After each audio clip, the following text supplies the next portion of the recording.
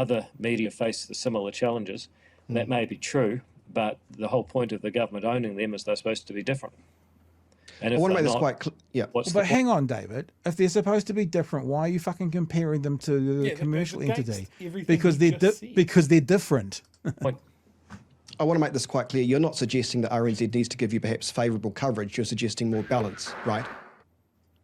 Well, I'm not suggesting anything other than everyone else has had a huge I'm just asking questions, Chewie. I'm not suggesting anything. I'm just asking questions. squeeze.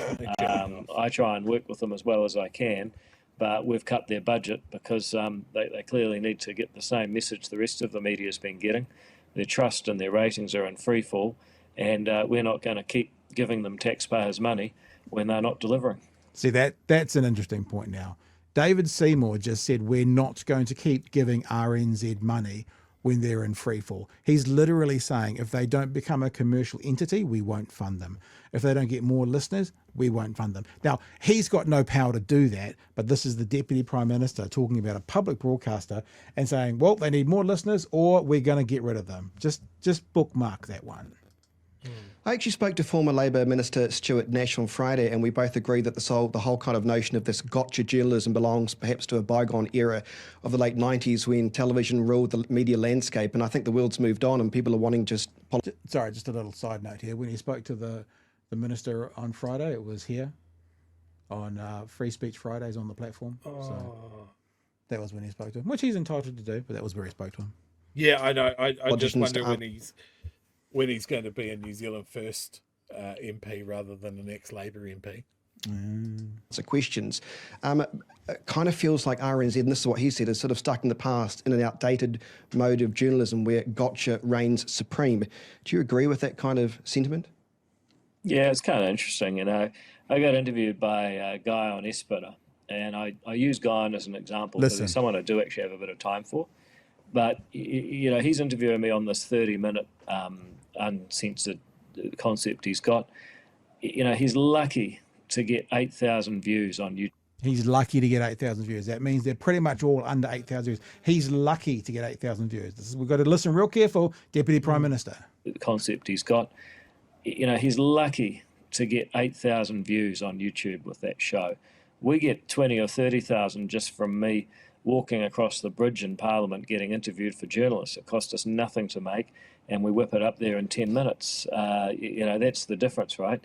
Now, but you think about it, this is a guy who was a really big deal. I mean, he was on RNZ News at 6 o'clock talking to 500,000 people. He was on Morning Report talking to 500,000 people.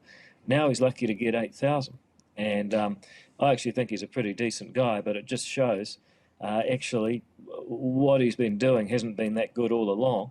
The way he tried to interview me. So what he's doing now means he's never been good. That's what Seymour just said. He wasn't that good, but hey, look, maybe it'll make for some entertainment. You know, I think it shows that people now have more choice. And in a way, what's happened with the media is not that it's got worse. It's kept doing what it's always doing. Just a whole lot of people have just decided to go elsewhere. So we're going to have a look at this. Lucky to get 8,000. So here's 30 with Guyon Espiner. Last episode, 103,000. 23,000. This clip's only had 600 views, 1,600 views, 10,000, 2,500, 7,400, 103,000, 8,000, 22,000. Scroll down, 14,000, 20,000. So it's factually incorrect. So David Seymour is lying about RNZ. So that's factually incorrect. A Deputy Prime Minister is telling a bald-faced lie about a publicly funded news information show that didn't treat him well enough. Is that the but remember the second part of his conversation. Oh, we do a video and slap it up, 20 to 30,000 views. Okay. Oh, yes. Yeah, okay. 5,000, 3,000, 7,000, 4,500. Oh, he's got his numbers mixed up. That's 13,000, 15,000, 19,000. There's one that's 20 to 30,000. 13,000, 2,500, 13,000, 43,000, that's above. 9,000, 8,000, 938, 14,000, You get my point. My point is, he says RNZ needs to compete like we do. Look at this example of a show that gets very few viewers. We just proved that to not be accurate to what he said. When we get so many more, we just proved that not to be accurate as to what he said. So I don't know whether Seymour is actively knowing that he's lying, because he might just be pulling numbers out of his ass because he's in an interview, or he is actually knows exactly what he's doing. He wants to defund RNZ, and this is a part of his tactic to get it done.